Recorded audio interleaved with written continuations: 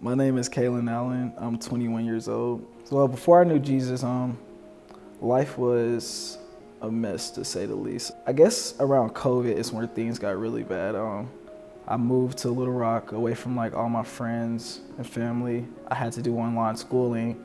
At the time, I didn't have access to Wi-Fi or a phone. You know, my family didn't have a lot of money or access to a lot of resources or anything, but online really like did a number on me and got me in a real bad headspace, real depressed headspace. You know, it started to get hard to talk to my family, to talk to my siblings. Like there was a time where I would just walk in the house and just not be able to speak to them. And it really hurt over the course of time. You know, I started to hang around the wrong crowd.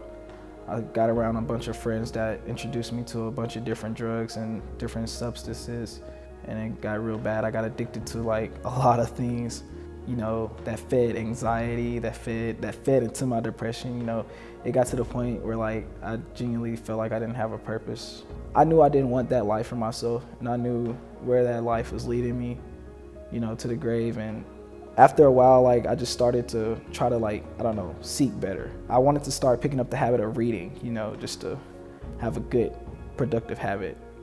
And the only book available to me was the Holy Bible. And I started to read it. I started from Genesis, and I want to say I made it all the way to Deuteronomy before like it happened. Before like I woke up one day, and that feeling of like emptiness and not having a purpose was gone. It started to make sense why I felt the way I did without God. You know, God revealed all that to me, but at the same time, He forgave me for it. Ever since then, you know, life hasn't been perfect, but it's worth it now.